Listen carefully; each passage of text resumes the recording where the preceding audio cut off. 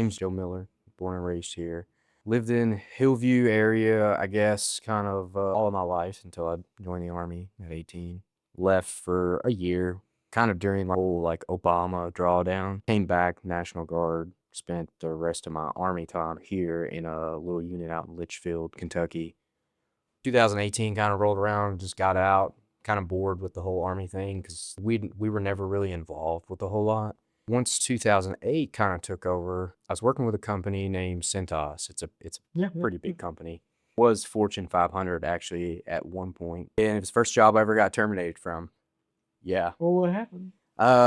It's pretty interesting actually. So I was literally just cleaning tile, carpet. We would go to different businesses and stuff like that. Sometimes the uniform place. Yes. I didn't know that they did anything else. Yeah, they have a whole lot of services that most people really aren't even aware of. All the hotels, like big hotels, they have even like a air conditioning cleaning service. Yeah, they've come in and like clean the PTAC units out. Right? Okay, yeah. Dude, you would not believe what you would find in a PTAC unit in a hotel. Yeah. Like Game Boy clips, like all kind of weird stuff, man. It's Yeah. insane. Got out of that. Started going to college all simultaneously. I was actually in the National Guard at the same time. So I was really busy kind of in that time frame.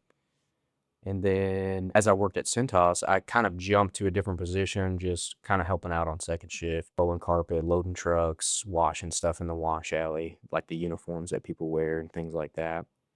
After that, I transitioned into a maintenance role. So paychecks got a lot bigger. I always had kind of that basic mechanical knowledge because as I was really young, like me and my dad were always working on cars, doing stuff, you name it, whatever. And I actually passed their test to get into the maintenance field at Cintas. Like a standardized test that they give pretty much any maintenance Did you technician. study for it? No, I literally just rolled straight into it. Didn't even sweat it. And I was like, I'm going to college right now anyways. Like if I pass it, I pass it. If I don't, I don't. I notice you can tell if somebody's got it or if they don't. Yeah, 100%. And you can tell pretty quick. Yeah. It's usually within the first like 10 minutes talking to somebody. Yeah, I mean, I've seen guys, they'll chain down a machine to a trailer. Yeah. And I'll see them hook it in a way to where I'll never hold tension. Right. And I already know, okay, you're not ever going to be a repair guy or, I don't know. Some people see how mechanisms work, and fortunately, I'm fair at it. But dude, it's like some people are blind. Yeah, 100%. It's all like logic and common sense. I mean, let's be real. You can look at something and be like, hey, if I put it this way and the tension's going to be going this way or what, like in your example of strapping something down, like it's going to fall out eventually. It's a gift that not a lot of people have anymore. It doesn't seem like. But once I passed the maintenance test, I was going through college. This was all over like a 2.5 year period. So I kind of spent some time with Cintas. They hired a new maintenance manager that come in. His name was Mark. As a friend, he was a great guy, but he was impossible to work for. And I don't have anything against him, but me and him, just like on a lot of things, just didn't see eye to eye. During the night on second shift, fixing washing machines and stuff all by yourself, because daytime, they had 2 technicians that would roam the warehouse to fix stuff during the day. And granted, they did actually have more to do because the clothing lines were actually running during the day, but at night they wouldn't. So my focus at the time was wash alley stuff, taking care of the trucks, and then pulled in around making sure the loaders had their tracks because they have like these mechanical tracks and stuff that they load everything onto or unload. That might be some trade secret stuff I won't be able to get too deep into, but it was a good system, and it was really important. Really felt it if something happened that went down.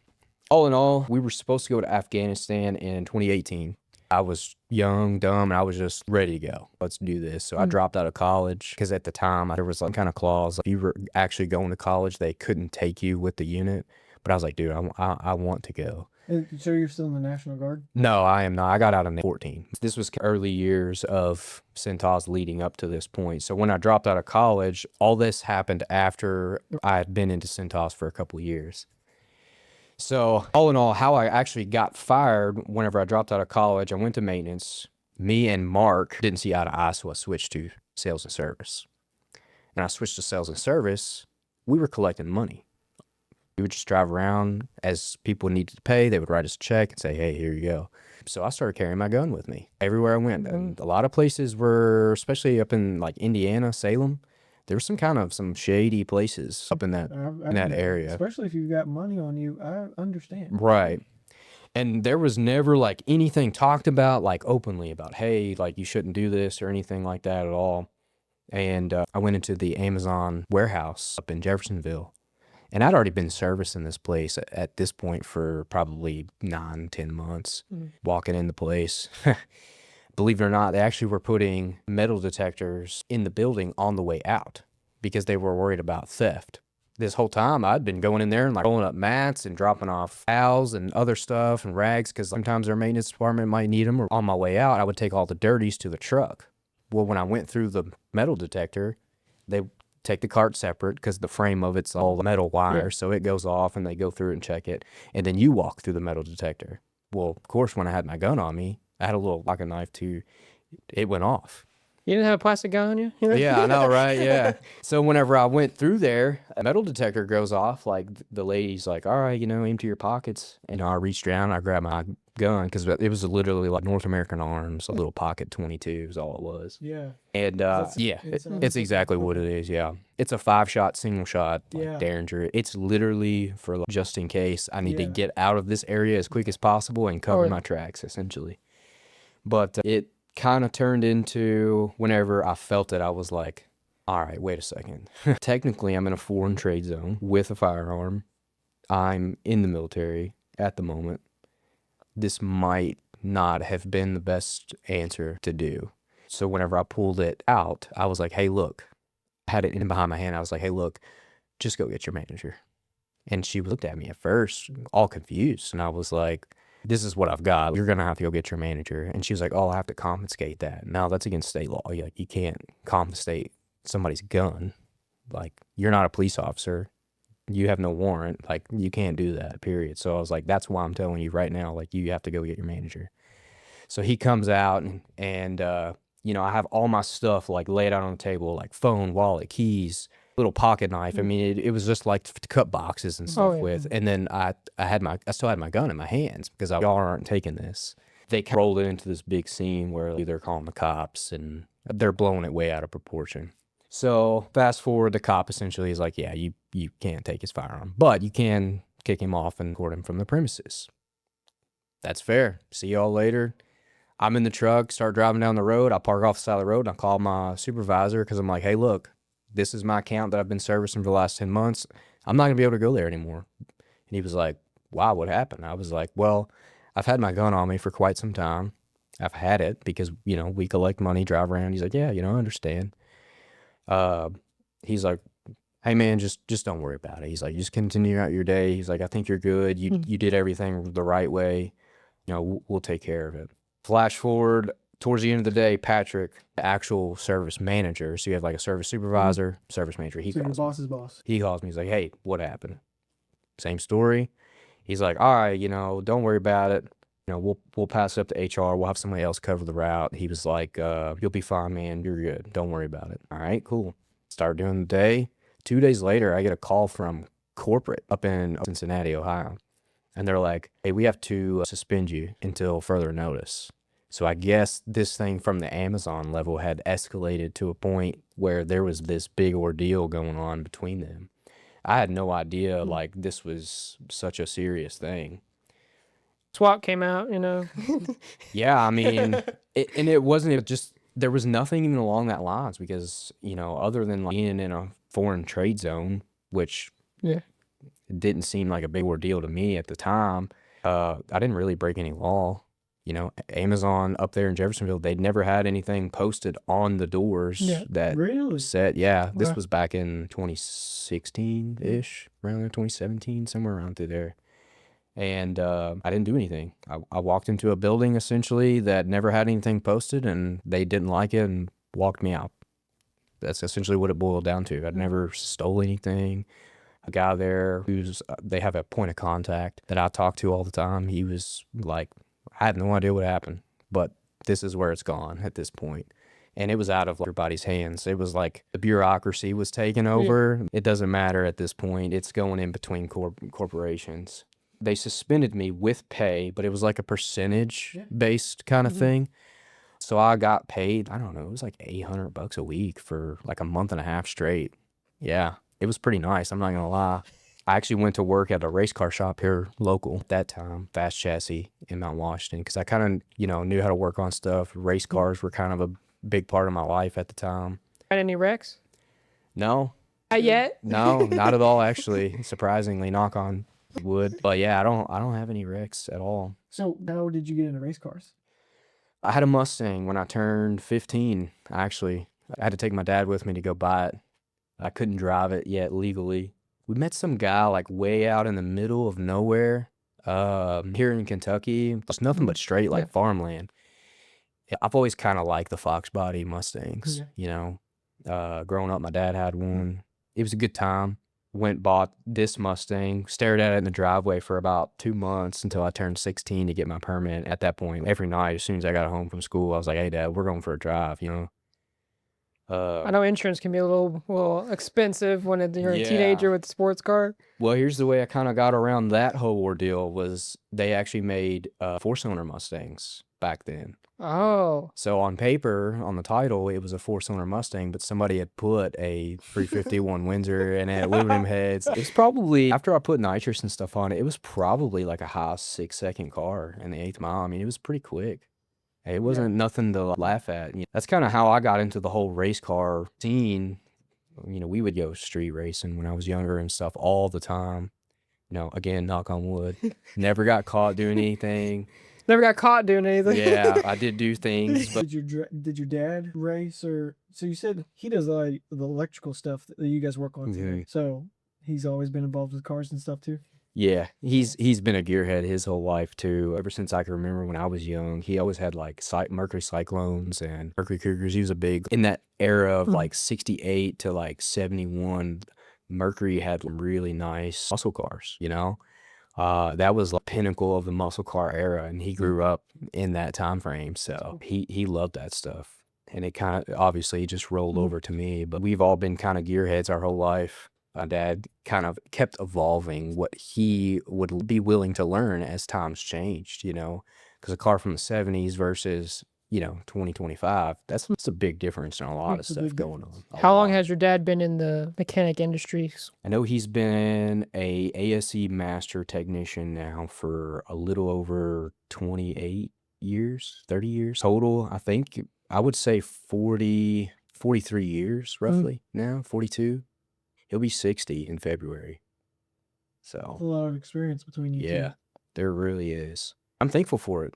I really am. I've learned a lot from him, and then I've also taken a lot of stuff that I see and that I think, and put out together, like super complicated problems can be really minuscule to us. That's good. And that it helps a lot. I'm in what I'd say is the earlier stages of that, where I'm trying to soak in everything I can from my dad. So there hasn't been one yet where I've been like, what if we do it like this? And he's like, wow, I've never thought of that. Yeah. I'm not there yet. Yeah. Because usually he's like, there's 10 different ways and I know 11 of them. So, Yep. what I mean? Yeah, 100%. Experience is a gift. If you can get it or get a hold of it, dude, hang on to it for dear life. Dude, man. and like we both got in our different lanes the best teachers there are. Yeah, And there's nobody who's gonna want to teach us more than our own dad. 100%. 100%. It's pretty sick. Any blue collar industry, like the electrical field, it's starting to take that step towards that bureaucracy kind of level where they're wanting to put schooling and stuff into it that a lot of electricians or pipe fitters will tell you straight up, as soon as you get out in the field, just throw all that stuff in the garbage because it doesn't work in real life. It's not applicable. And people talk about trade schools. Most of them are literally a sham. Yeah. Like, I've got a buddy who he went and he didn't go to electrician school, but he became an apprentice. He was somebody's errand runner until he was able to get an apprentice slot. He got done quicker and cheaper than people who went to school because they think they're going to go to school and come out a journeyman. These trade schools kind of sell it that way, and it's complete BS. It is. Yeah, they started adding in like hour requirements for you to be actually working in the field in order to get a license. That's good. Yeah, 100% should do that because you're not going to get the experience from a piece of paper as you would actually getting out there and doing it. And there's a lot more high school programs we went to. One right next door, there was a bunch of people actually getting experience while they're in high school. That was cool. Yeah, that was pretty cool. A lot of people don't even know that even exists in their county or in their school district, but they need to make sure they check that stuff out because they can actually get experience in high school for actual like hands-on experience, which I think is huge. Oh, 100%. Especially anything in the blue collar or the trade industry, like the white collar, I guess, society, whatever you want to call it nowadays. They don't understand, like, if soft hands, soft hand industry. If we stop, this whole world stops. Like, it's over with.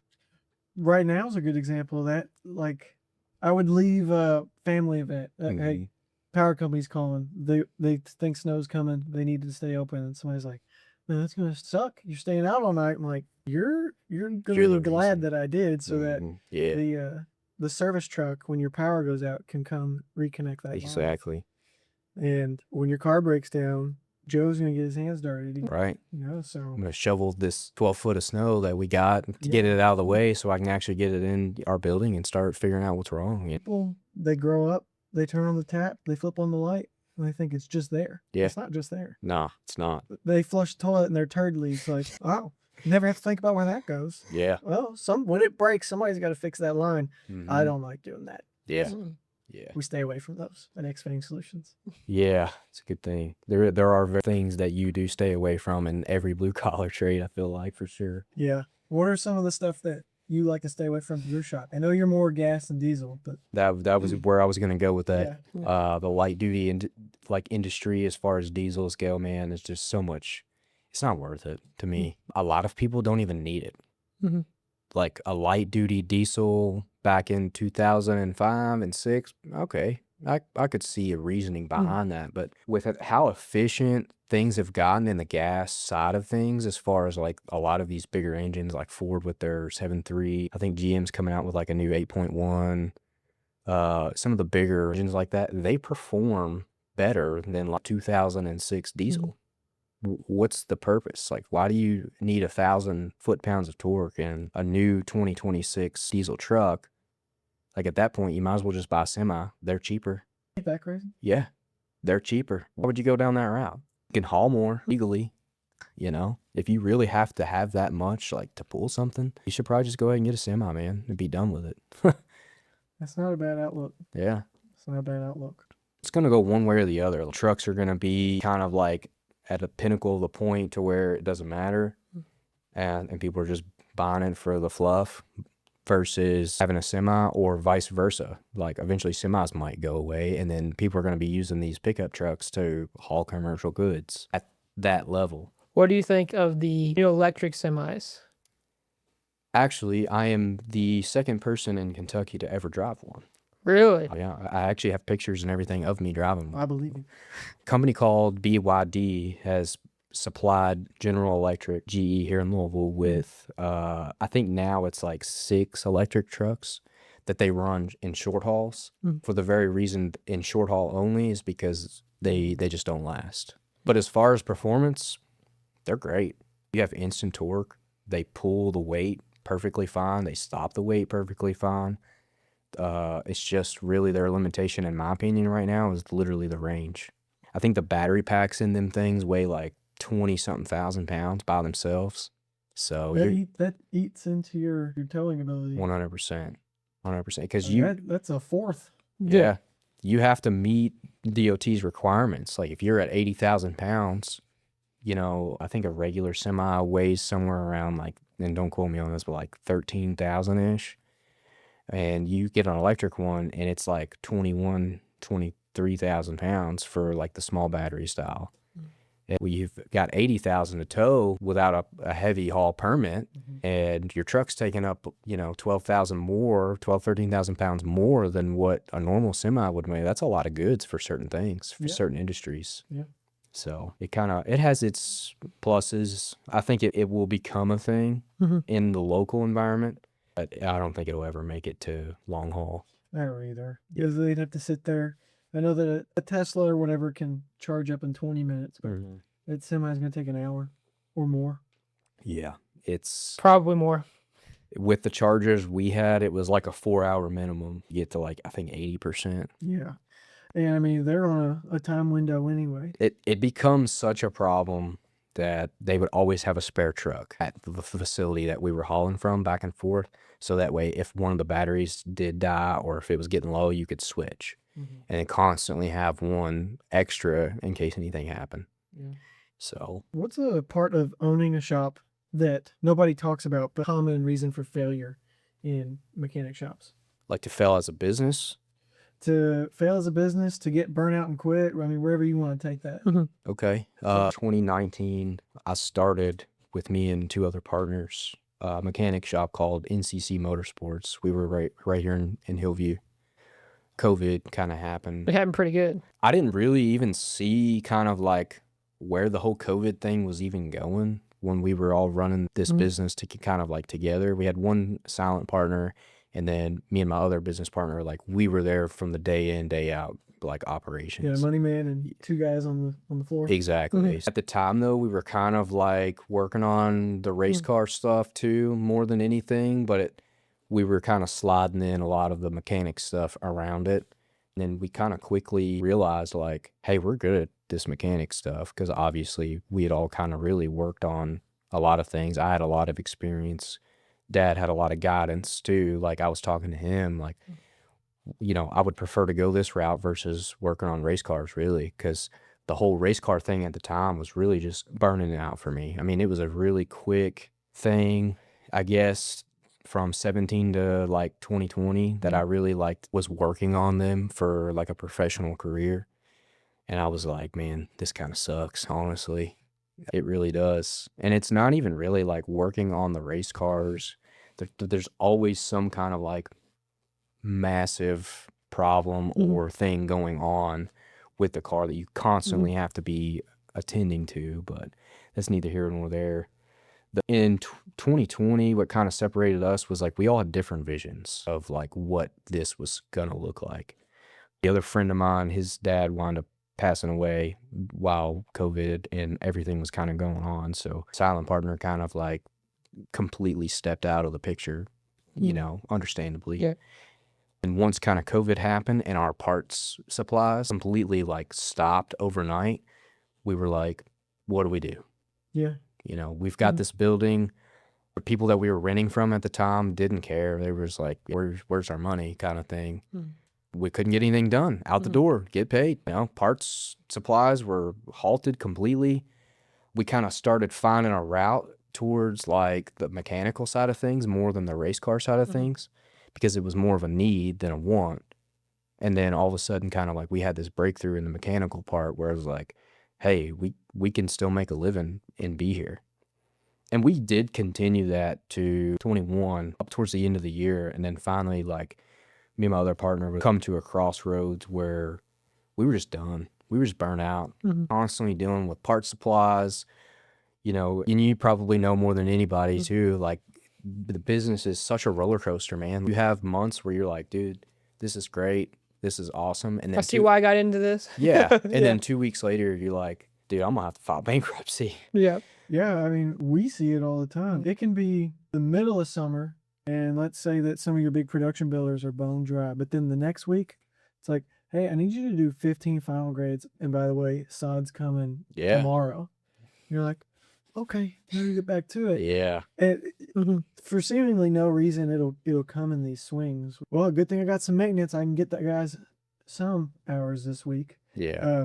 And then other times, like, guys, I'm sorry you're working so much overtime. It's particularly bad for sure. Like during COVID, man, it just hit that kind of like industry, and I'm sure a lot of industries too, like really hard. During that time, when you're doing, I don't know what the ratio was, but you're doing primarily race car stuff, and then some general public mechanic stuff, and then you said you made that kind of switch. We're like, hey, we can actually survive and make a living. How did you get the work coming in? How did you say, hey, we're actually doing general mechanic stuff now? How did you get that inflow? That's a good question, actually. People are power, right? I would say a good friend of mine knows somebody, I know somebody, knows somebody, and then it just kind of like started initially as like word of mouth.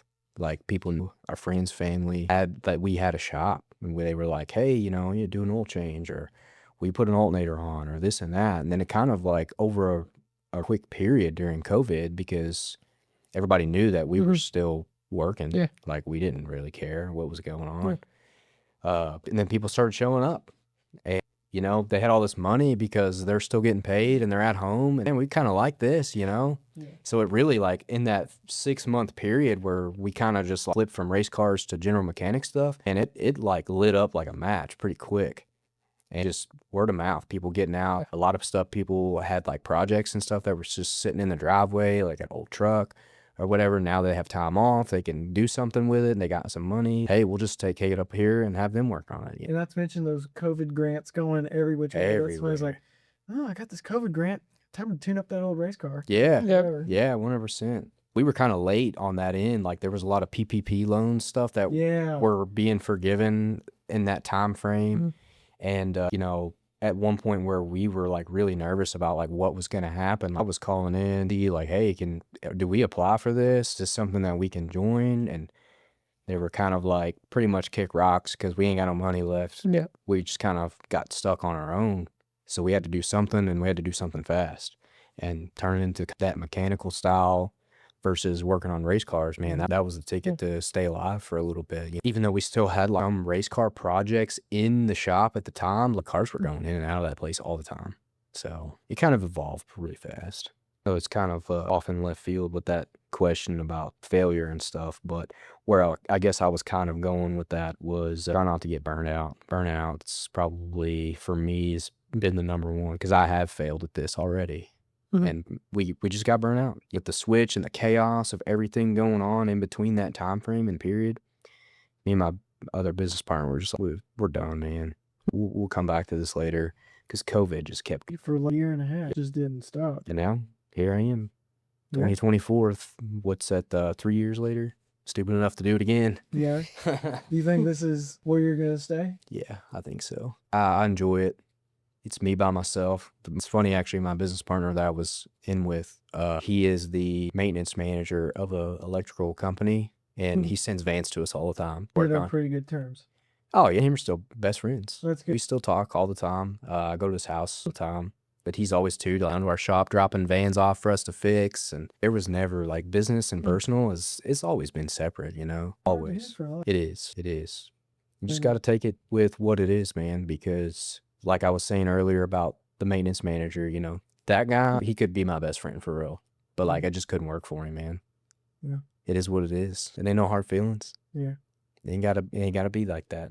So when you opened up on your own, who was the first hire? My dad. Yeah. That's probably the easiest hire to you. I wanted him for a long time, and it's kind of technically not the first hire, but I was by myself, in a 60/60 building. You've seen the building before back there in the back. We kind of started, me and my brother, like doing our own little thing, just working on our own stuff in those two buildings right there. Moved to the back building. That's when things got to a professional level. Like, we're legit. We have insurance. We have LLCs. Like, everything's moving in the right direction. The trailer stuff, is that your brother? So like when you were in that back building, you had, if you come in from the front, you were on the left, the people on the right, that was your brother. Correct. Yeah. Oh, okay. Yeah. That whole time I was like, interesting, two Millers. Right, next to each other, yeah. Yeah, he's a welder by trade, and he works across the street there. I'll just sometimes even like take in work for him, and then whenever he gets there, I'll just like explain like, yeah, we've got a project for him that we need to get out there. Yeah. So it's stuff like that all the time, you know. We kind of started just really working on our own stuff, and then it evolved into back again, like being a mechanic kind of thing. Once we moved to that back building, I had that whole 60x60 space, like just me, you know, so that at any given time, there was like 5 cars in there, and I'm like jumping around in between all of them, trying to work on everybody's car. I let them know, like, this is what's going on. This is what you got. Can I get parts? This is what's going to cost. I've been wanting my dad for quite some time, but a good friend of mine just called me up one day, like out of the blue, and was like, hey man, like I'm off work. They're paying me to pretty much be off work. He was like, do you need some help? And I was like, yes, I do. This is a buddy I assume you knew a little bit. Yeah. He's always kind of like been a part of our friend group, you know, that we kind of run around. I think there's like 9 of us total, you know, and we all still, like, to this day, from high school on up, like we all still hang out and go anywhere. Just really great, like great people, great friends. And you knew he was mechanically inclined? I knew his brother was for sure. Nick kind of messes with some stuff quite a bit. The thing I do like about him is like he doesn't know something, he won't bullshit you. He'll just be like, dude, I don't know. Dude, there are times where if you don't do that, it bites you so bad. 100%. Yeah. 100%. And I'm so glad, like, and he actually wound up like being like, as time kind of went on, he was working with me pretty much for free for like, For free. I don't know. It was a couple weeks, and then finally we started to kind of gain some momentum, and I was like, dude, like I'm gonna pay you, and I started paying him a little bit here and there, like as much as I could afford at the time to kind of get this off the ground. So technically, Nick was the first hire, but the first official full-time person I ever brought on was like, let's do this, is my dad for sure. Yeah. And I've been wanting to do that for so long, and that's a whole nother story. It was kind of a scary moment because I had taken on all this work, and my dad was kind of like in between jobs.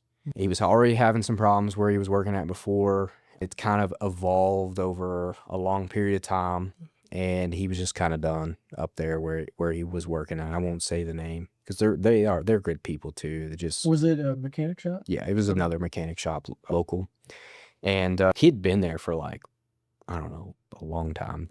15 years, I think, at this point.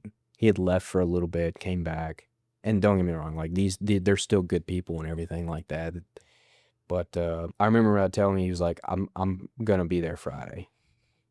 He was like, I'm gonna be there Friday, and he hadn't quit or anything like that yet. And this was like the following week, and I'm like, all right, Dad, you know. No 2 weeks notice, you know? Yeah, no 2-week notice, or you know, they kind of went back and forth, I guess, like with their negotiations, and I took on like 20 cars that week. Just flooded the parking lot with cars, man.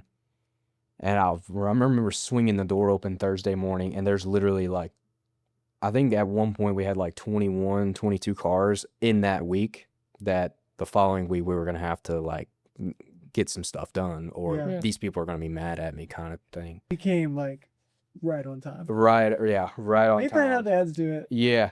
He didn't say anything Thursday. I texted him. I was like, are you still coming? Nothing. Friday morning, I shit you not, I turn around, it's like 9:30, and I'm looking at like 22 cars. It was like, or somewhere around through there, between 20 and 22. And I'm like looking at them out back, and no shit, Dad comes pulling up in his truck with his toolbox in the back. I was like, oh yeah, you know, dude, this is it right here. Dude, from there, it's been all uphill. Did you guys get through most of those cars? Yeah. Without complaints? Yeah, I think we finished like 13 that week. That's nice. Yeah, and they were like not exactly like small jobs. I mean, they were like some pretty serious jobs. Water pumps, timing chains, like stuff that took some time. Yeah. And we killed it that week. And then ever since then, because of that first big impact of how busy, I feel like there's always some kind of like perception of like how busy somebody is versus what they get done in return. And then people see that and they're like, man, these guys got it going on, kind of thing, you know? Yeah. And then ever since that week, man, people have just been bringing us stuff all the time. Were you at a point before where you were turning stuff away? Yeah, a lot of jobs. I have this standard operating procedure of like certain things. And the biggest thing is people always want you to work on something. They want you to do it now, and they want you to make sure that you have their full undivided attention, and they want to stand over your shoulder sometimes and like watch you do things, which I cannot stand. I hate that. But those people, like when they call and they're like, hey, I want to watch you do this, or I want to stand it, like, no. That's I've never heard of it. That's crazy. Yeah. It happens more than you can imagine. I have people call all the time, like, I just want to watch you troubleshoot this electrical problem, or I want to see, you know, watch you do my oil change, or this and that. And I'm like, you want to watch me do your oil change? You might as well just change your oil, bro. Right. I think it's also just the lack of trust people have. Yeah. That's mainly what it is. It's not the sense of like, oh, I just want to be there. It's more like I've been screwed over a few times, and I'll make sure you're doing my job. Make sure you don't load my car up with zip ties and call it done. Yeah, 100%. Yeah. And What do you think about that side of the industry of how many times people's been burned from different mechanics? That's a great question because I think our first experience was something along that lines, you know? Yeah. So I have a Buick LaCrosse, took it somewhere. I knew my struts were out, and I knew enough to know that I don't really want to compress that spring myself Yeah.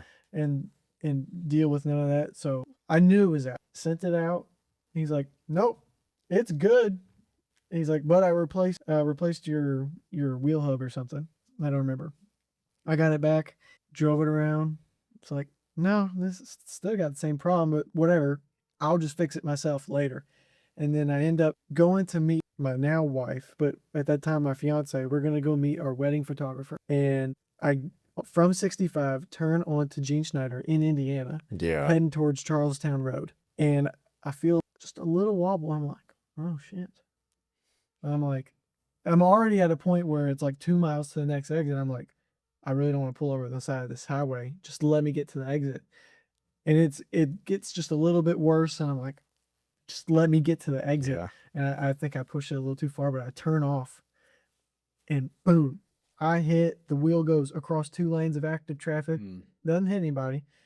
And I hadn't had that wheel off, and I know who had that wheel off. So then got that fixed, and I ended up doing the strut myself, but for whatever reason, then that car started throwing a code, and the engine wasn't running right, so took it to you. Yeah. You guys also had a Ford F-250 Yeah.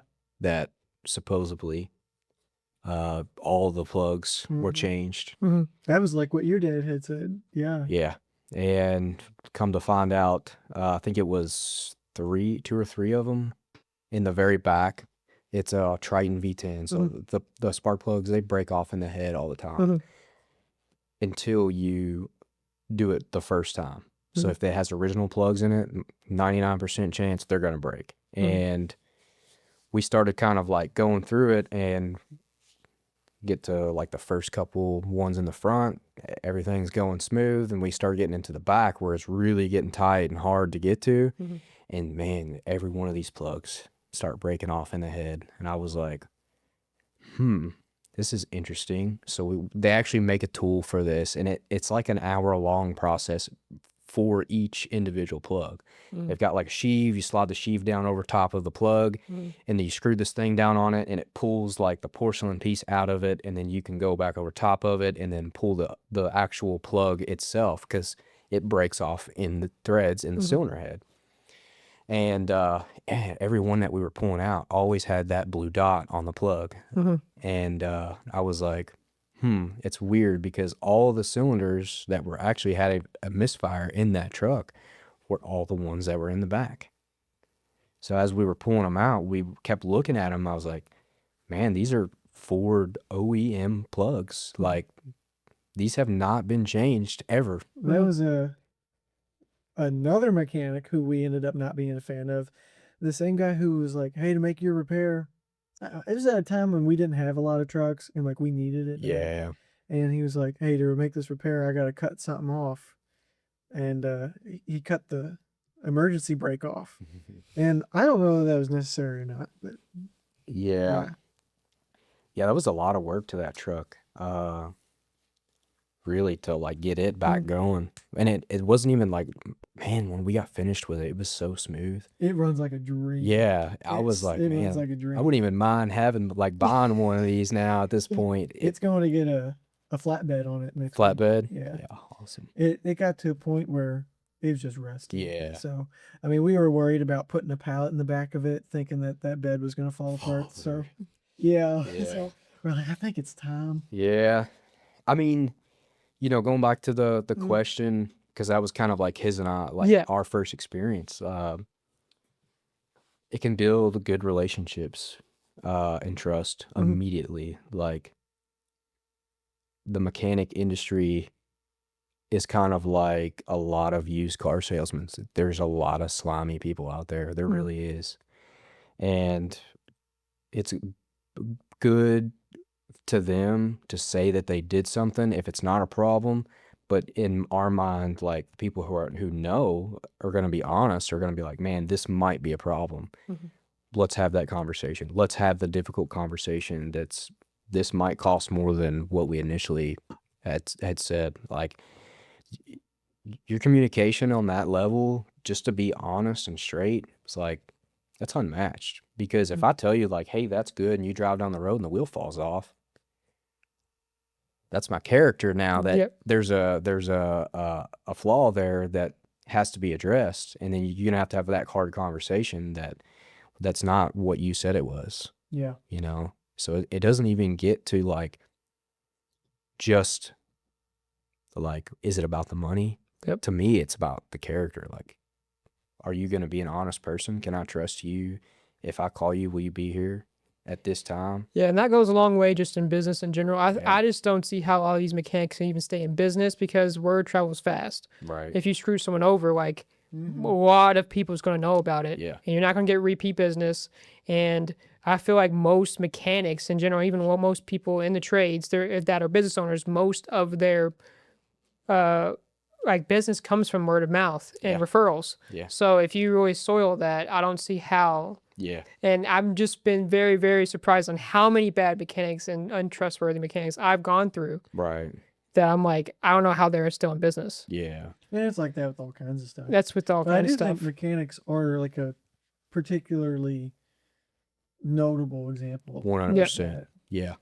Because there's a lot of mechanic shops who are like privatized now at this point. A lot of guys are leaving dealerships because they're done with like the bullshit. I mean, they really are, with how dealerships run and operate at that corporate level. You know, a lot of guys coming from out of there to the real life who haven't ever really ran a business, or you know, they might have been able to tell that little fib to the service advisor there at a corporate level and not have any consequences for it. But when you own a business, like, you're responsible for every single thing that happens, everything.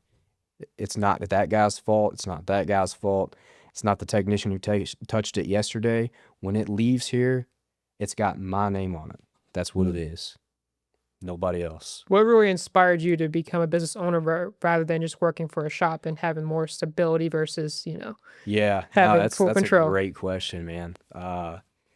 I was hoping you would ask this, but the bureaucracy, I've seen it at so many levels. And I keep like throwing that word around, but it's like the red tape bullshit that nobody in the blue collar industry who wants to get something done, and they need it done now, and they need it done the right way. Nothing in that industry, the bureaucracy, matters. Nothing. Sometimes you have to break rules to get stuff done. It's just is what it is. You know, the OSHA violation rule kind of thing. OSHA. Yeah, like, you know, the bureaucracy from the government level is a whole like separate tier. Seeing it in the Army, you know, they had like travel cards and Department of Homeland Security. I mean, dude, it was insane to get something done. Like, if you wanted to go to school to be an Army Ranger, like, there's a reason why it's like a 6-month process to even like go down that road, unless you're just like straight up selected, which doesn't happen. You know, it just really doesn't. Not to just your average guy, but you know, it's like, why does it, like, why can't I just go, and if I fail, I fail, and then you get me out? Well, there is money involved. I get that, but you're also paying the bureaucracy to do all this paperwork. In the end, you're still paying the same money for them to just hold you up from doing what you need to do anyways. Yeah. You think that's probably a primary reason most mechanics go into business for themselves? Not because they're like, I want to be a boss, I want to grow and expand. It's more of, I just don't want anybody over my shoulder. Yeah, that too. Work environment for mechanics has never been like a good thing. You know, we look at our kind of like our building now. It's essentially a dry storage facility with no accommodations, but we make it work.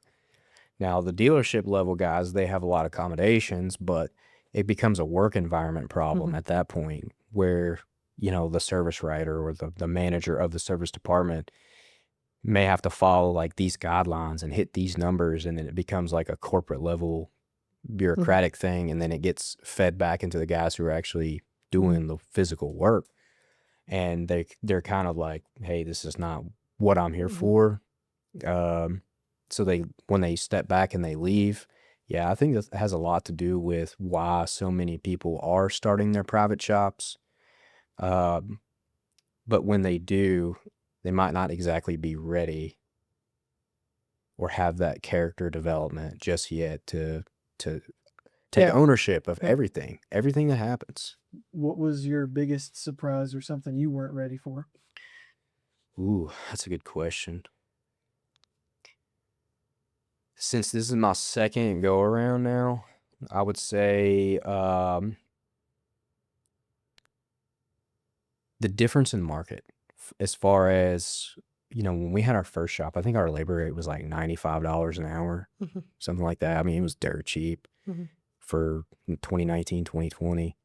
And then when I stepped back into it, I'm like, man, these people are at 210, 220. I was like, that's over double of what it was just 3 or 4 years ago, And then I was like, well, I'll put it at 125 and see what happens. And I found out really fast that was not going to work. And people who don't know will hear, you make $125 an hour? Right. They'll be like, oh, you must have a yacht. No, bro. No, I got to keep the lights on. The list goes on. Yeah. People just don't know. Yeah. It's $1,800 a month to heat our building right now. $1,800 a month. That's more than. And he's also got a mortgage, Right. Like that's just work. Yeah. Not including like employee time and everything, like payroll, all that, taxes, insurance. Yeah, it adds up quick. It can become devastating. If you always, everybody has that number like in the back of their head. It's like their operating expense. It's like a minimum. If this is not in the count on this day, we're in trouble. Yeah. I mean, I do a lot of billing, bidding, quoting, and stuff. So, like, I'm out in the field. I know what I got to hit every day to break even. So, it's always at the forefront. Yeah. Has there ever been a time that you like stayed up late at night saying, "Oh man, I don't think I'm gonna be able to continue next month, keep the lights on next month"? Yeah. We've had those too. Yeah. You're definitely not alone. Yeah. Especially in those first couple of years. Oh man, we had some pretty reasonable rent at the time. And whenever I first moved back into that 60 by 60 building, like, I don't think I was quite ready to take on that kind of liability of lease as far as price goes. And it was still like, right now looking at it, it's like, it's pretty reasonable, honestly, for a building, even as a dry storage building. I think we were paying $1,400 a month for it. So big space, but there's nothing. It's literally like sheet metal over some wood and a concrete floor. Have at it. And I had no money. I had nothing. And I actually got a line of credit at this point because I've been buying so many things up to this point from like O'Reilly's, like the parts stores. Usually they give you a line of credit if you're an established shop and you have like a limit. And I think they gave me like a $1,000 a week limit or something like that. It wasn't a whole lot at the time to be working on cars, especially 20 cars. Yeah. And I had no money at this point. This is when we first moved in that building, and there was no cars. Like, I wasn't really like established yet at this point. And I had a guy that called me about a transmission on an F-250. He's a local landscaper, and he needed it worked on right now. And I was like, okay, pull it in. I find out it's leaking from the pump seal. So as anybody would do, it would just put a pump seal in it, check the bearing or the bushing in the pump of the transmission, and see what it looks like and kind of go from there. Pulled it all apart. Didn't see anything wrong with it, and like looking at the flywheel, nothing, jumping out at me. It's like an $1,800 job, and rent was due on the 1st, and this was like the 27th. And I was like, I have like $27, I think is what it was, in the business account at the time. And I was like, I got 3 days to get this done. or I'm probably going to be leaving this building. I pull it all apart, man. I look at it, put a new pump seal in it, put it back together. I'm like, all right, everything's good. Hook it, hook everything back up. It's a 7.3 diesel. I put the 4 on 100 back in it and go drive it down the road. And I kid you not, man, I go to turn around in the circle back where our shop is, and dude, this thing starts making an awful noise. And I was like, what the hell was that? I get it back to the shop. I pull it in, and it sounds like a ringing and like a rattling. It's a very distinct metallic metal to metal noise. And I'm looking, and I could see it like still dripping transmission fluid out of the front where the bell housing area is.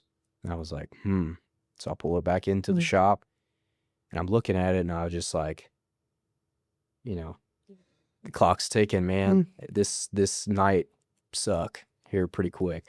So I pulled the transmission back out of it, and I call him, and I'm like, hey, look, this thing's making a weird noise after I put the seal back in it, which, by the way, has absolutely no metallic in it whatsoever. So this noise was like something unexplainable, like nothing that I even did, but I disturbed something in the process kind of type thing.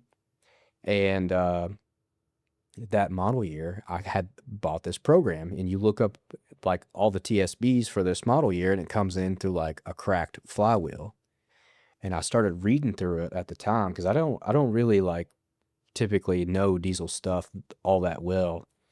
And some of the more seasoned people who work on diesel stuff knew that this was an existing problem for this model year, but this truck had a bunch of miles on it. Like this TSB should have already been addressed. Like there's certain things, like most of the time, if it's this model made by this manufacturer, it has these problems kind of thing. And then over the years, it just kind of disappears because people are already getting them fixed, worked on, because it's such a common problem. And the problem with this is that there's a aluminum spacer in between the block that over time, as heat cycles it compresses one side or adds to the other, and it starts moving the transmission and the converter out of center. And when it does that, it starts tearing up pump seals and pump bushings and everything else that's in its way. And it can also crack the flywheel because it's putting harmonics through it, and it cracks the flywheel. So that's what I did. I took it all back apart, took the thing off of it, and sure enough, the flywheel had like a crack all the way around it because it was causing this metallic noise. But it just moved at the right spot when I took the transmission out, because there's like this big sleeve that sits over top of it. So unless you take it all apart, you would never see this crack ever. Yeah. So just pulling transmission out and a pump seal, you don't have to take the flywheel out. Right. Never thought that was an issue. So I'd already pulled it out at this point. At this point, I'm only like, I don't know, $80 in cost into it. Put it all back together, so on and so forth. Still have a problem. Pull it back apart again the second time. Now we've got some major problems. Now I'm going to need a new converter. I need a new pump bushing for the transmission. Like I got to physically take the transmission apart, which I don't really do either. Yeah. Like most of this kind of stuff that we do is really replace because it comes with a warranty. You don't have to know how to do everything, but you have to know how to get everything done. Yeah. There's a big difference. But, in moving into that transmission was kind of like, not necessarily uncharted territory, but it was like, this is a dangerous spot to be because if I mess something up, this transmission is going to cost me $5,000 right off the rip at least. And there's no other way around that. So I pull this transmission apart, pull the pump assembly out of it, and I'm kind of like going through it. Pump looks good. Change the bushing out, put a new converter back in it, change the pump seal, put it all back together, get him a new flywheel, transmission cable, like whole 9 yards, put it back together. And then at this time, it's the first. Ryan comes pulling up. Hit the key on the 7.3. Fires up, everything's fine, nothing leaking. I'm like, hey, he's like, all right, I'm just, come here, pick up rent. I'm like, all right, hold on. I'm going to take this truck down the road. I didn't have it at the time. And I take this truck down the road, drive it around. And as I'm like driving around, I'm like, hey man, your truck's done. It's running good. You're ready to come get it.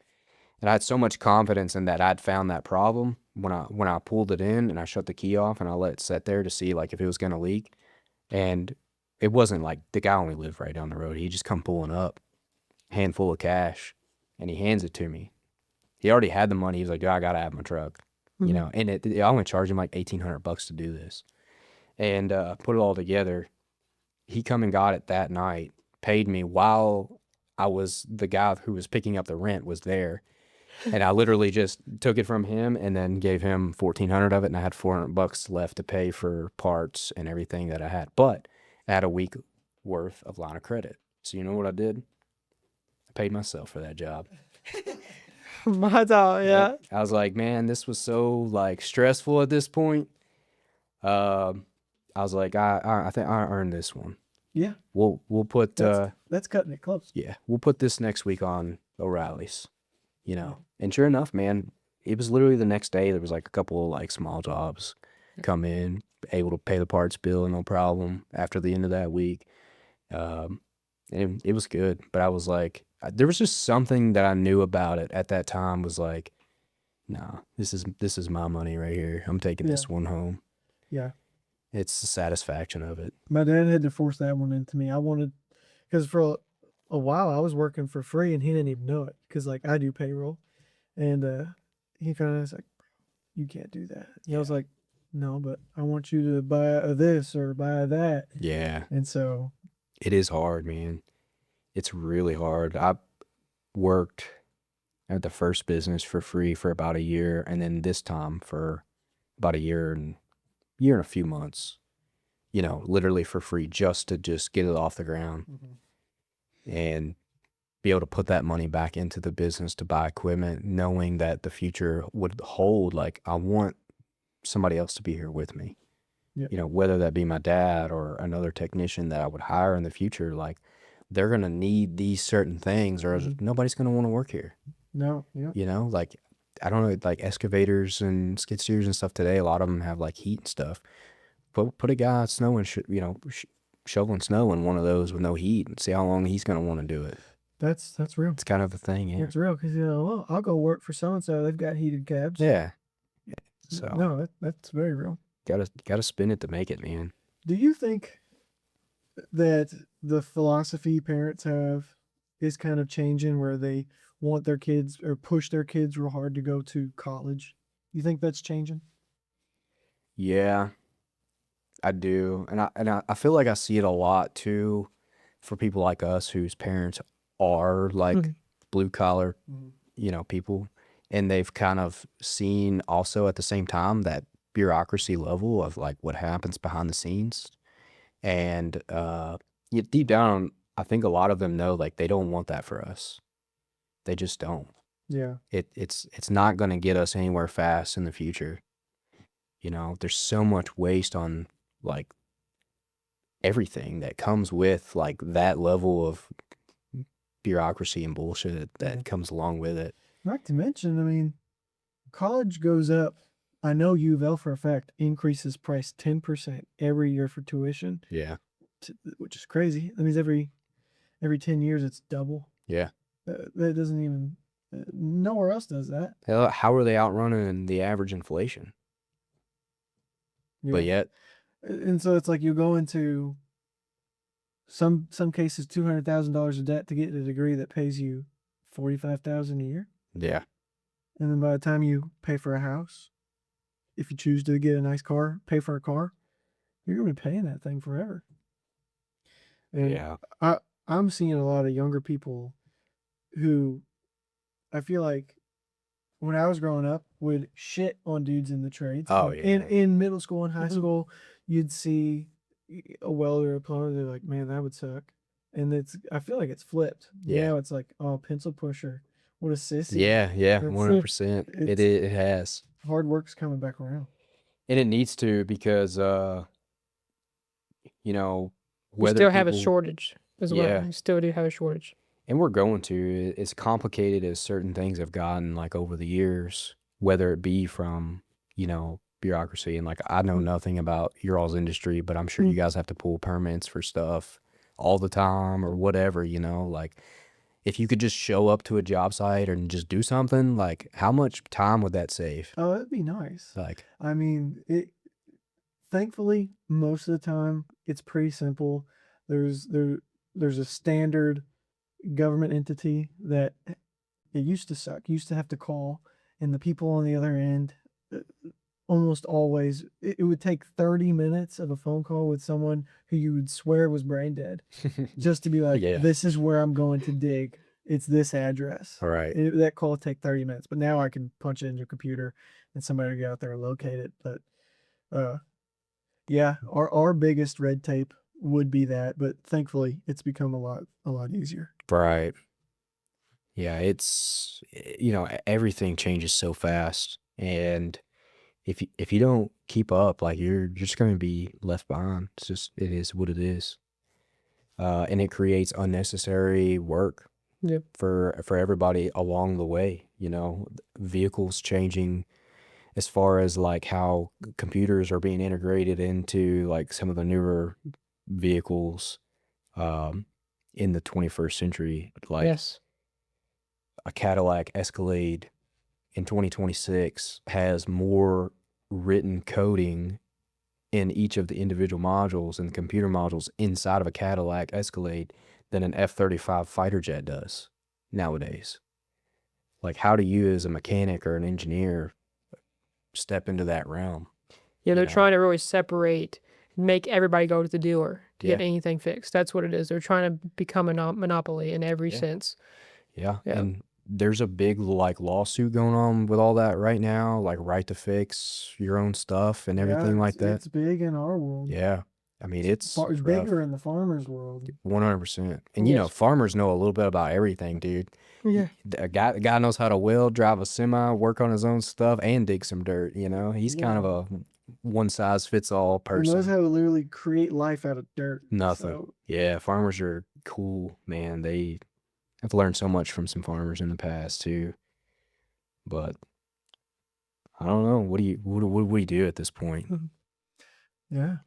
I mean, it would be nice if somebody came along, and this goes for almost every industry. They made something that they weren't trying to get rich off of every car that goes out. Yeah.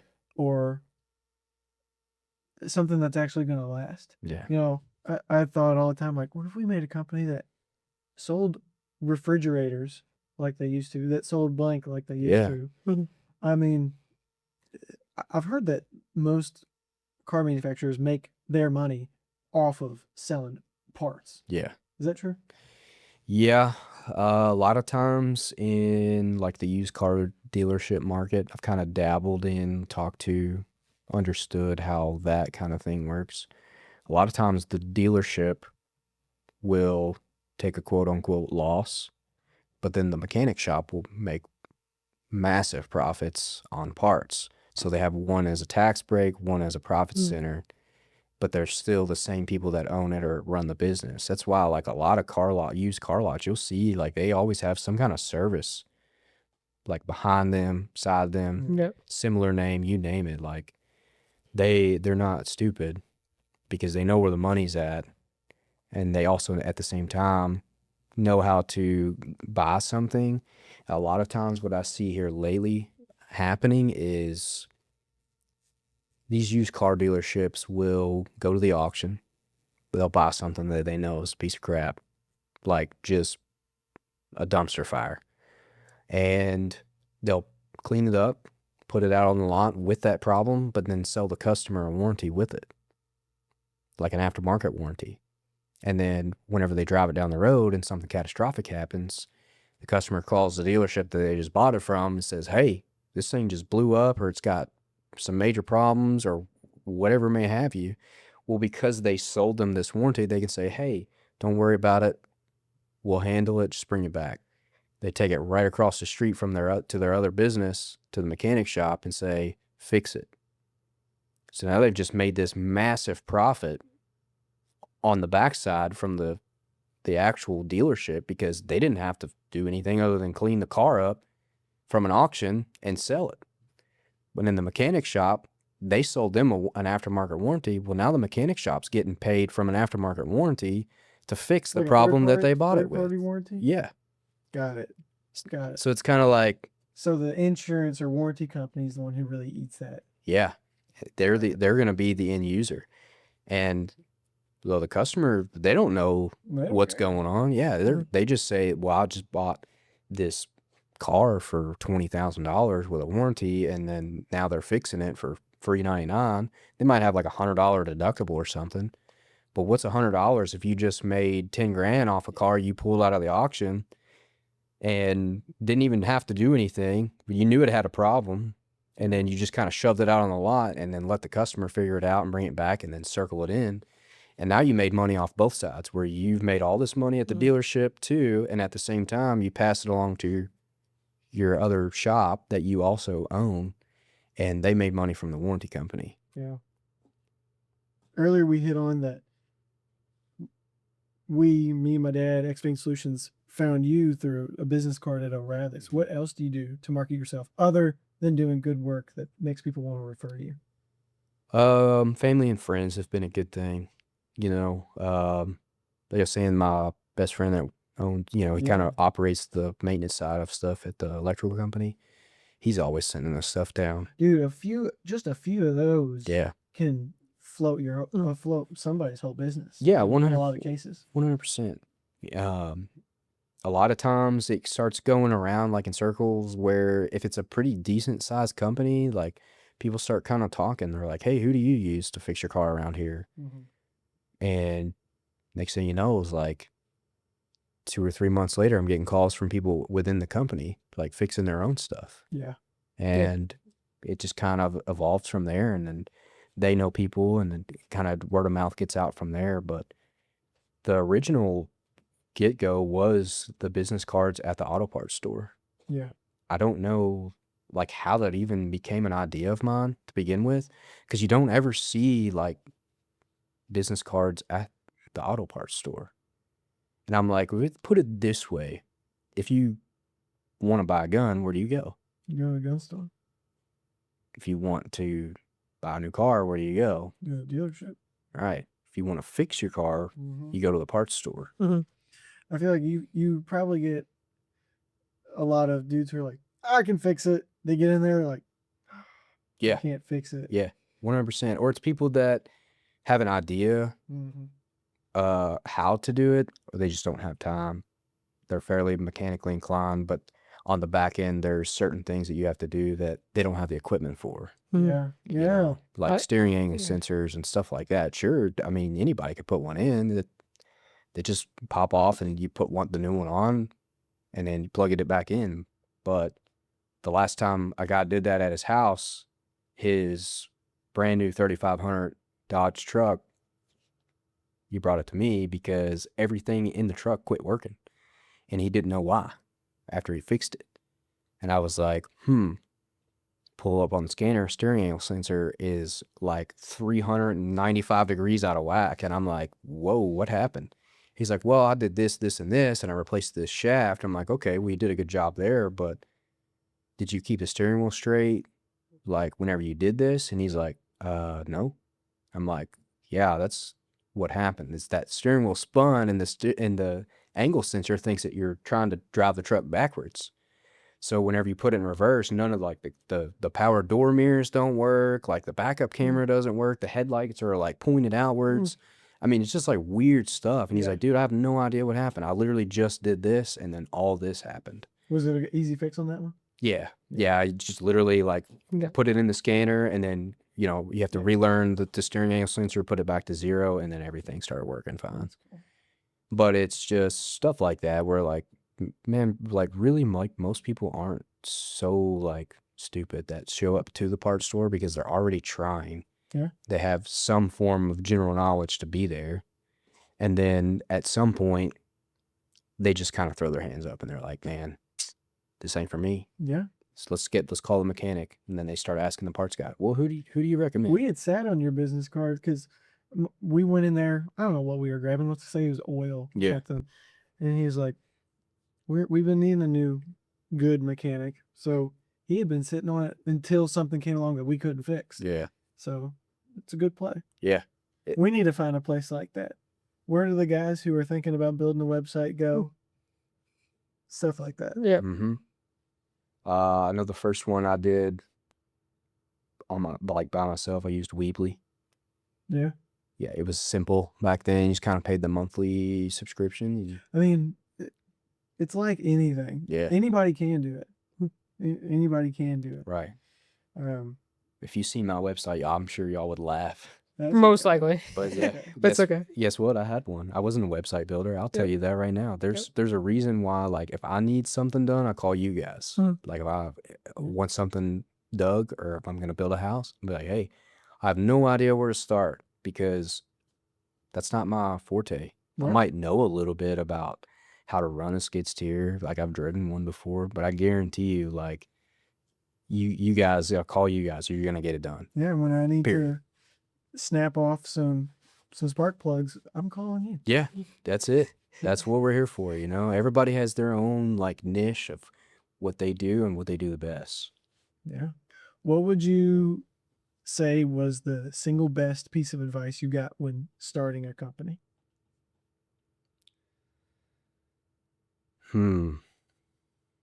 Single best. I would say to walk into that realm of like, I know it's going to sound kind of cliche, but like, just don't give up whenever you think like it's not worth it, because the universe will show you why it is every single time. You just got to give it time. That's what it is. Every time that I have been in a place mentally where I'm like, man, I'm done with this. You know, other than the first time we've actually kind of like stepped away from it.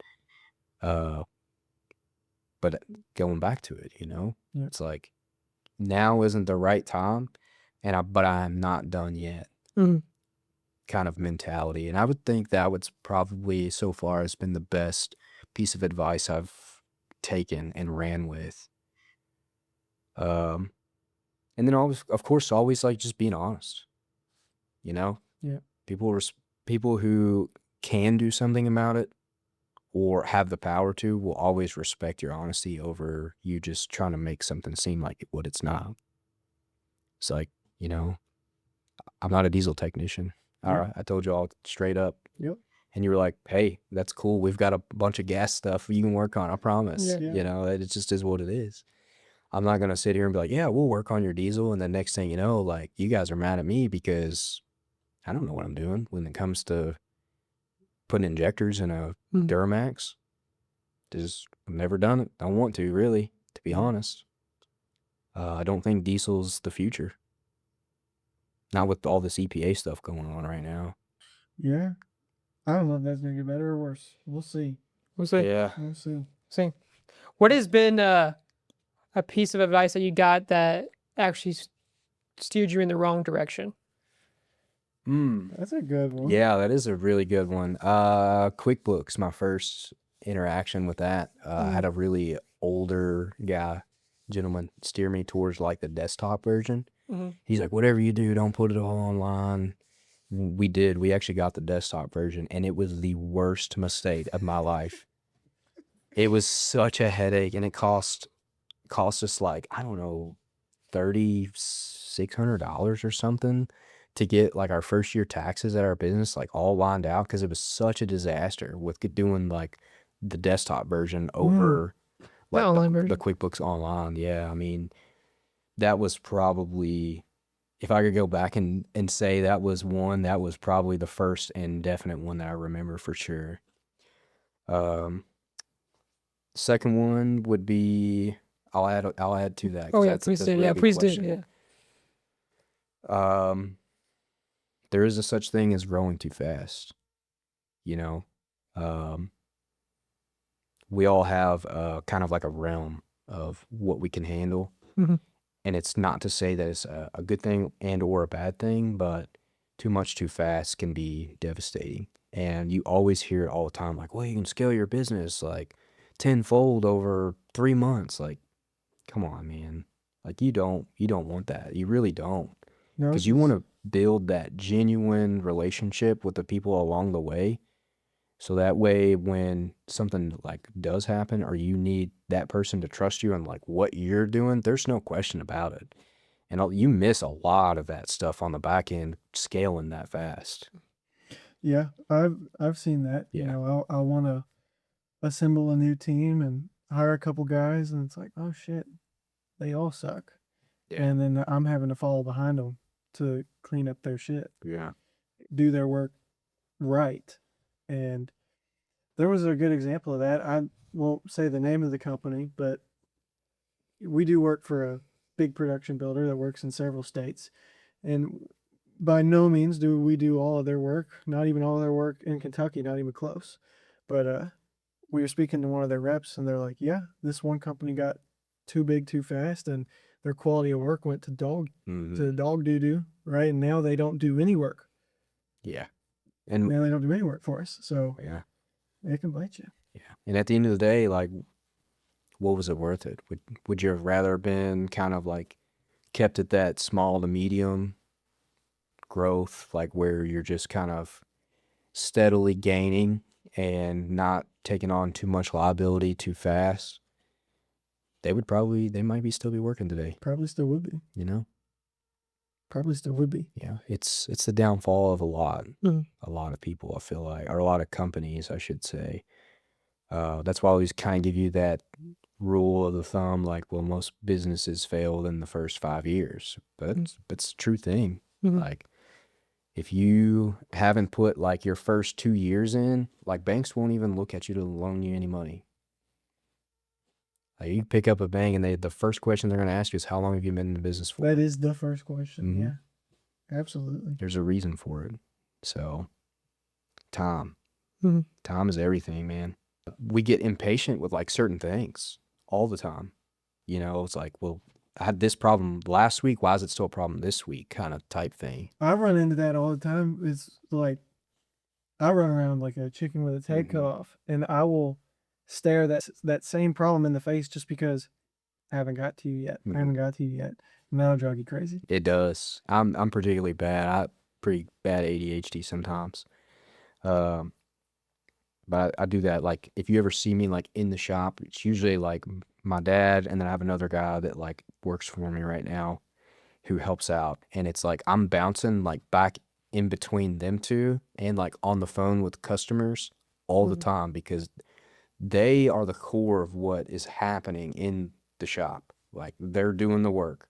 If they don't do anything, nothing happens. I can be on the phone all day. It's not going to get cars out of the shop and finished back to the customer.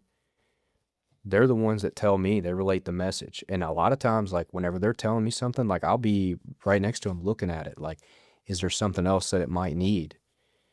Most of the time, they're pretty spot on. I mean, they know what's going on. And if they have a problem or something, like a bolt strips or anything along the way, like, I don't know why, I've always been good at that kind of stuff, to find a solution to that specific problem that's holding them up. And I've been a really good team player about getting a solution immediately. Like, let's try this, let's do that. Yeah. That's huge. Yeah, 100%. Last time I was in there was a lady at the desk. You have an office manager or something? Yeah, it's my sister. She takes calls like part-time, like just put people on schedule and stuff. Usually there's kind of like a morning conversation, like, hey, this is what we've got going on for this week. This is, in a perfect world, what it should take.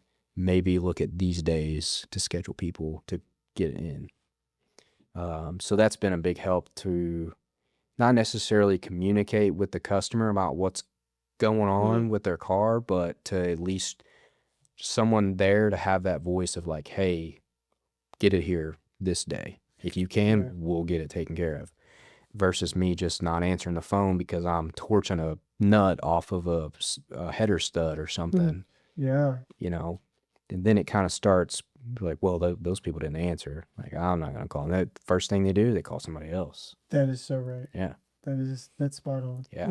But if you make that appointment on the first call, you know, like, they're coming in. Yeah. They don't have to call somebody else because they already got an appointment. They're not going to go behind you. And if they do, I've had one person out of probably 60 or 70. I'm like, hey, look, I can't get to it Friday. And then they'll call me back, schedule something. They'll call me back. Hey, look, so-and-so is getting to it today. But I'm calling you to let you know. And I'm like, hey, like, I appreciate that. Thank you. Yeah. I'm sorry we couldn't get to you, but at least, you called us and let us know. That way we can make that spot available for somebody else. And that's legit on both sides. Like, 100%. sometimes people need it. Yeah. Get it. And that customer who did that still has gotten work done. Like, they've come back. That's just that week we were just so slammed. I'm like, I can't get to it. Is it a big peace of mind when you're able to go torch that bolt or whatever because you know somebody's going to be answering the phone for you? Yes. Yeah. Yeah, that is like my thing. I'm the support group of what happens in the shop. I always call it like the liaison service writer, because I'm outside. Like, we have two computers. I have one inside for just like generic like parts ordering and stuff like that, and then the outside computer has like our main like all data program on it, to where we can go through and see stuff. But it's also a scanner, so that I can also like help diagnose cars in between certain things while they're working on stuff and they don't need any help. I'll go grab something, hook up to it, and start like reading the problems that's in the computer, whether it be code related or drivability problem, whatever, so have you. And then I can start recording all the stuff down and print it out, so that way when the car comes in next, they have everything. I'm like, hey, this is what I think it might be based on this 15-minute window of me just reading the codes and then testing these couple things. And then they kind of take off from there. And that's been a major like efficiency driver for us, is just like getting something in, because whenever we first pull it in and I think like this might be the issue, I'm already on the phone like calling the customer at this point while they're figuring out the details of the rest of it. And I'm like, hey, this is what we know right now. We appreciate you. 90% of the time they'll say, hey, thank you for getting back with me so fast.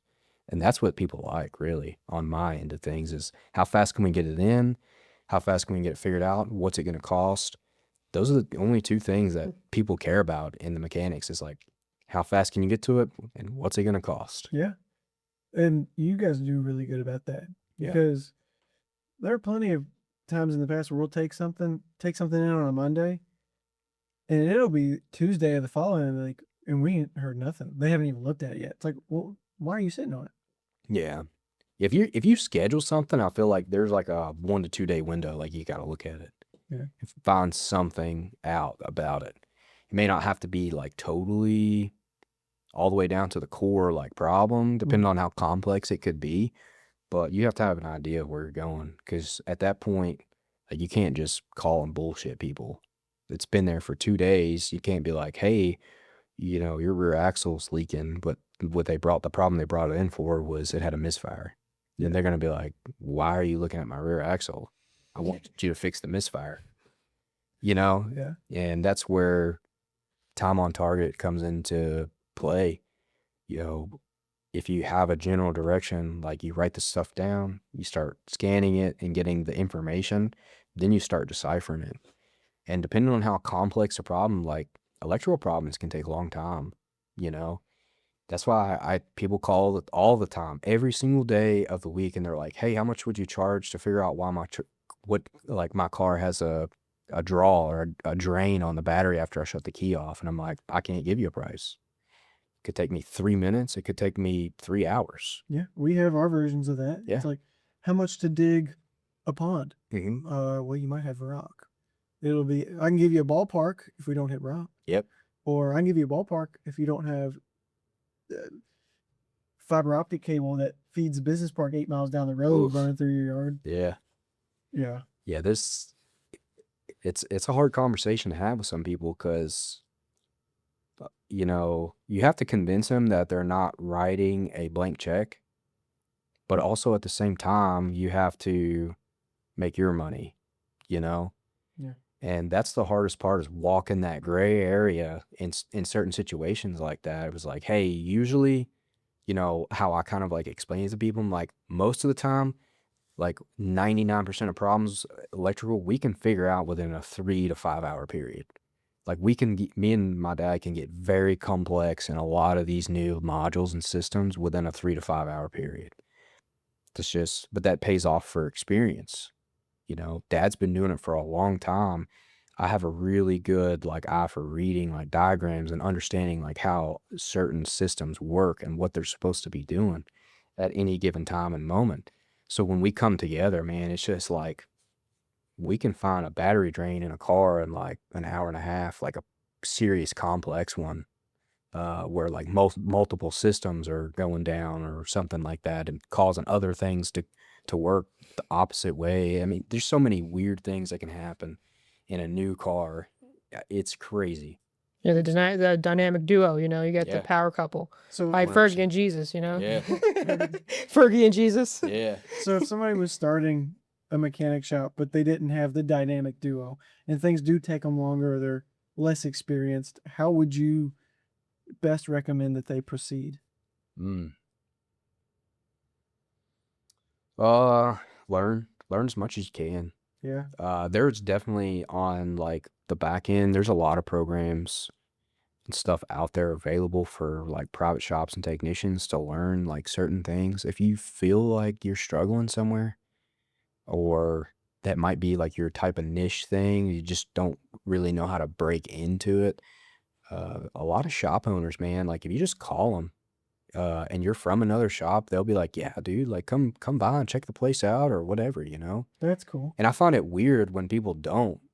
Like if I call the shop owner, I'm like, hey, like I can't take this job on, or just whatever through the week. Could you guys maybe get to it? And if they say yeah, like now you have different like relationships at a professional level that you can start bouncing things off of.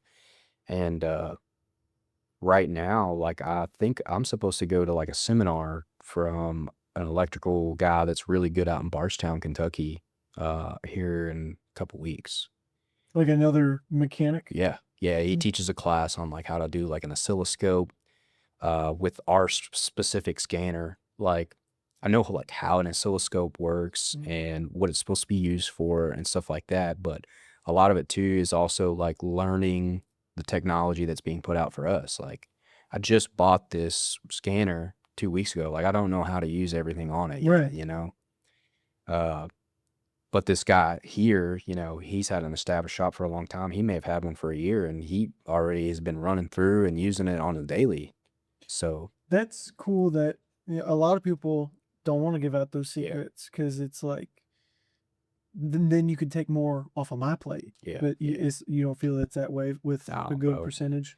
There's so much of this work to go around. If you're an honest and good person, like you're gonna make a living at it. Like that's just period. Like there's no way that you can be jealous or not be willing to step into that role as that kind of person, because there is so much of this work going around. It's impossible. Yeah. If you know what you're doing, like you're eventually gonna catch your break. That's awesome. Yeah. It's I feel like it's that way across all blue collar field trades, period. Like if you're a genuine useful person, like you're gonna make a living. Yeah. Now you'll have your buttholes anywhere. Yeah. Oh yeah. But yeah. Yeah. We've got a couple trade partners that, they might teach me how to set up an irrigation system, and then I'll show them how to put in big storm pipe. Yeah. So it's cool. Have you ever had and we are getting closer to the end here for sure.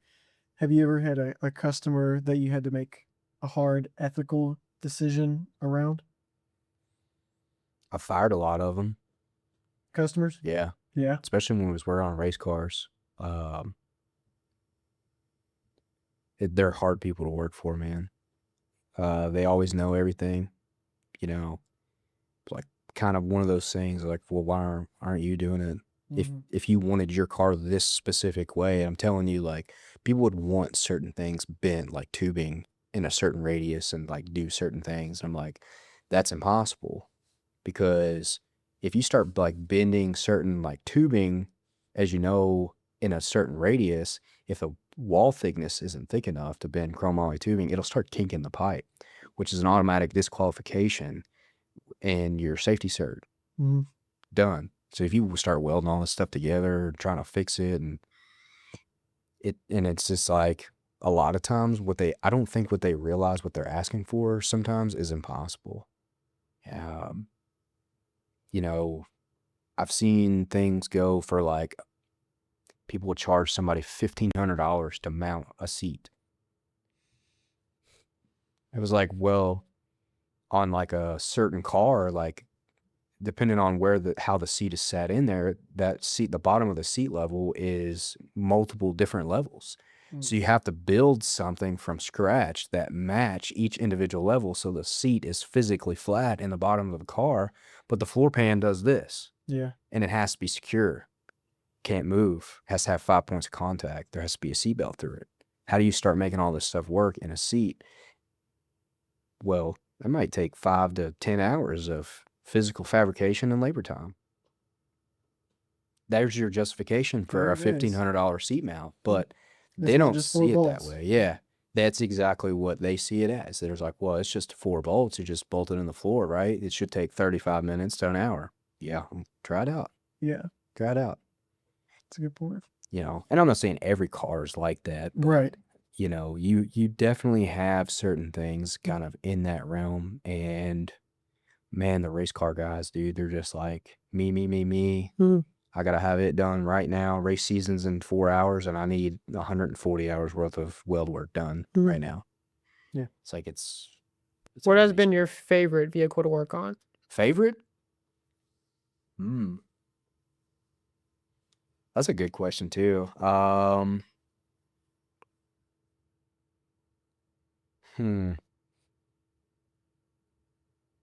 would probably say Fox Body Mustang. Back to your roots. Yeah. The engine bays are pretty like wide open. They're a relatively simple system. There's a lot of potential for upgrades, anything like that. Even like on the electrical side of things, Ford was kind of ahead of their time in the late 80s when it come to their computers and how like they operated and ran. Let's say Fox Body Mustang for sure. Just simple. Simple to get a lot out of. Anywhere people can go to check out more of your stuff? We don't even really have a website yet. I haven't had one. Never really, I guess, like the first go around didn't have any like luck with anything, but again, you know, it was just kind of a very generic website, but we're on Google Maps. You can look us up on Google Maps and visit your local. You gonna be able to post these anywhere? The clips? Other than like my private page, I have like a Facebook page for the business, but yeah, that's it. I don't do the Instagram. I haven't done that. I don't TikTok. Kind of behind the curve when it comes to that. That's okay. When you do good work, you got the word of mouth. I mean, a lot of times you don't need it. Yeah. As I was saying earlier, like Facebook has never brought me anybody good. Yeah. I don't know what it is about it, but a lot of times what I'll see is like the after effect on Facebook of people like asking for a recommendation, and then all of a sudden like there's all these people like I don't even feel like I even know that are like tagging my name, and then I kind of like start looking into it. I'm like, oh, we did so-and-so's car like 2.5 years ago, or we did this to it, and it was nothing crazy, but it was like putting a belt on, and we did it same day, and these people are like, yeah, go to Miller Auto and Fleet. It's like, awesome. All right, you know, that's pretty cool. I do like that aspect about Facebook is when you start to see the community like recognizing, and then all these people are starting to recommend you as their person that they should go to, along with like a lot of the mainstream places, you know? And it's like, you kind of start comparing. I'll be honest, like you're like, oh, well, you got so many people on Facebook recommending you to go here, and then, but you only have 2 people to recommend you to go to Kentauries or something, whatever, you know? Yeah. And it's like, that'll make you feel good for sure. If you can go back to your 18-year-old self, is there anything that you would do differently? Invest in Bitcoin. Right. Yeah. Let's be honest. I think it's everybody. I think it's everybody's, yeah. Bro, shoot. I literally, a buddy of mine that I worked at Cintas with, was like telling me about Bitcoin. He's like, dude, just put like $5 in it. And this was back in like 2015-ish, 14, 15, somewhere around through there. It's right out, like fresh out of high school. I graduated in 13, and he was kind of already into this thing. And he was like showing me some stuff. I remember he like plugged this flash drive in, and he was like, yeah, dude, look, I have like 50 something Bitcoin at the time. And I was like, oh yeah, dude, they're worth like a quarter of a penny or something at the time. I mean, I don't know what they were worth. Yeah, it's like, but it's like, yeah, I mean, it was scraps compared to now. And I remember the first time, like in 2019, right around COVID, is whenever the whole infrastructure kind of like really took off with Bitcoin, and all of the even like some of the meme coins actually made a pretty good little lick off of Dogecoin. Yeah. But the whole Bitcoin, I literally called him. I still had his number, and I was like, bro, please tell me you're rich. I was like, he was like, what do you mean?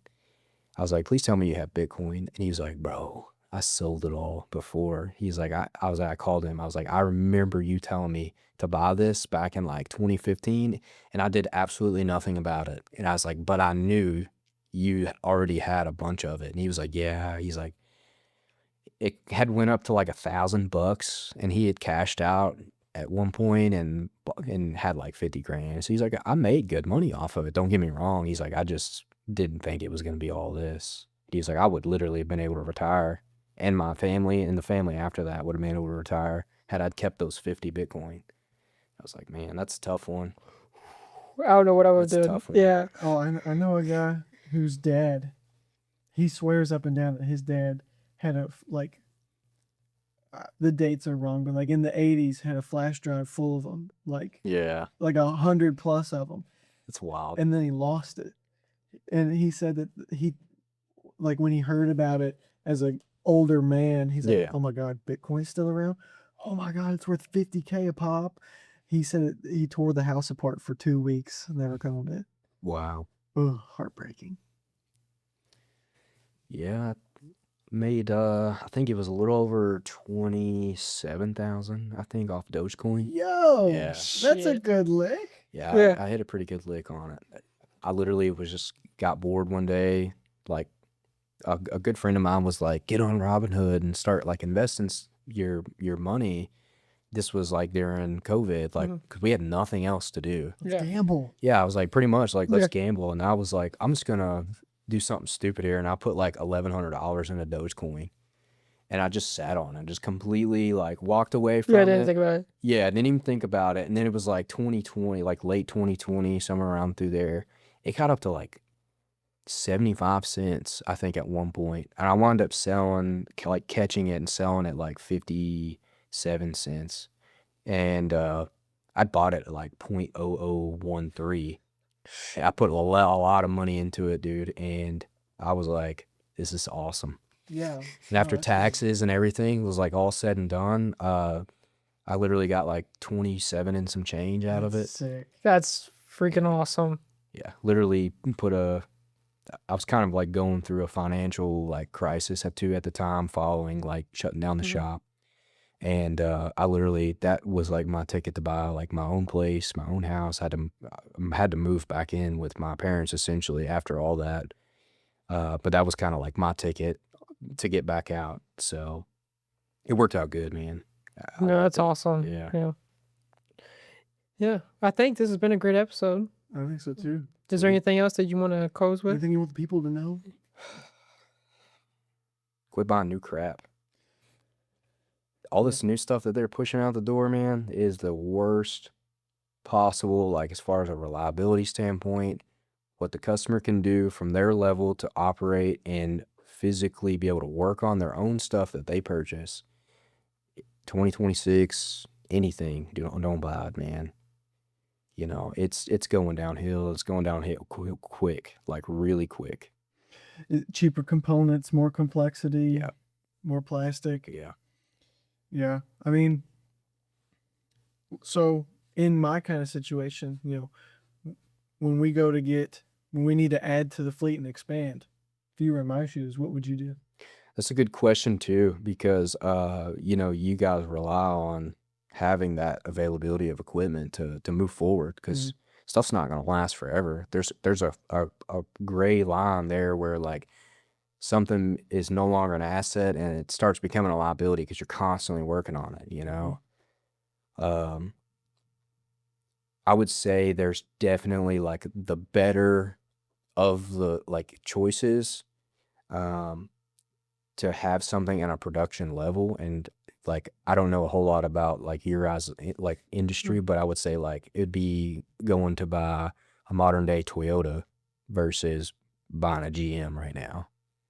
So that's kind of like how I would classify. Maybe pick the less that you know is not gonna have a problem, even if it is more expensive. But try to walk that line as best you can, Yeah. you know, to stay away from those major problems like that you know you're gonna be fed with at the end of the day. Um, it's kind of best advice I could give at that point. It's fair enough. Right. Yeah. I think that's a wrap. Unless you've That's got right. anything, That's it. dude. Thank you. Thank you so Yeah. much for coming out, man.